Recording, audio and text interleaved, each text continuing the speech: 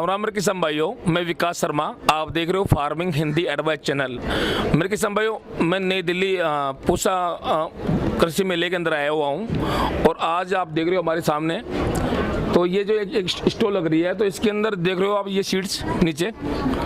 तो ये सीड्स कोई 40 साल पुराना है, कोई 50 साल सीड्स पुराना है, कोई 10 साल सीड्स पुराना है। तो ये माजरा क्या है साहब? सर ये माजरा इतना है कि जो पहले बहुत पुराने बीज बोए जाते थे जिनकी पैदावार कम होती थी पर उनमें गुण बहुत अच्छे होते थे। मोटापा नहीं होता था, दिल की बीमारी नहीं होती थी और वो सब, बट पैदावार कम होती थी।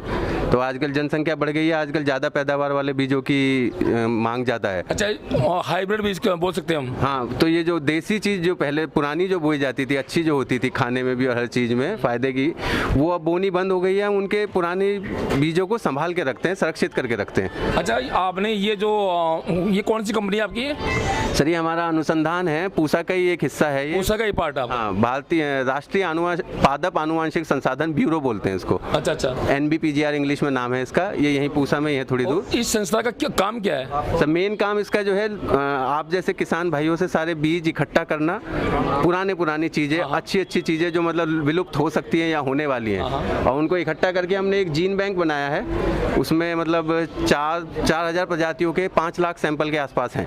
अच्छा, तो उनको -20 डिग्री, -196 अलग अलग ज़रूरत के हिसाब से हम स्टोर करके रखते हैं। हाँ। तो जब भी पूरे भारतवर्ष में जितने भी एग्रीकल्चर यूनिवर्सिटीज़ हैं, जितने भी मतलब सेंटर हैं पूसा जैसे, किसी को नई वैरायटी बनानी होती है और वो हमसे मांग करते हैं कि सर आपके पास ये वाली चीज़ है, हमको चाहिए नहीं बनाने के लिए, तो हम उनको देते हैं। मतलब आपका कहना यह है कि ये पुराने बीजों से ही हाइब्रिड बीज बनता है? पुराने बीजों से ही वो चीज़ें निकल के आती है ना सर, नई सीड्स वगैरह। हाँ, मतलब सिर्फ उसमें जो पैदावार ज़्यादा होने लगी है आजकल की, हाँ। वो वाली चीज़ उसमें मिला दी जाती है। बाकी किसी में कम पानी में उगने की क्षमता थी, किसी में जो है अच्छी वो जो आजकल बीमारियां जो हो रही हैं उनको रोकने की प्रतिरोधक क्षमता थी, वो सारी चीज़ें मिला के इसको जीन मॉडिफिकेशन वगैरह कुछ प्रोसेस है। अच्छा अच्छा, वो मॉडिफिकेशन करके तब नई चीज़ बनाते हैं। अच्छा, अगर आपके मतलब किसान भाई अगर आपसे देसी सीड्स खरीदना चाहे तो आप उनको कितने क्वांटिटी में दे सकते हो आप? सर खरीदना तो बेचते तो हम नहीं हैं, पर कोई अगर हमसे रिक्वेस्ट करता है तो 10-10, 15-15 सीड ही हम देते हैं। फिर वो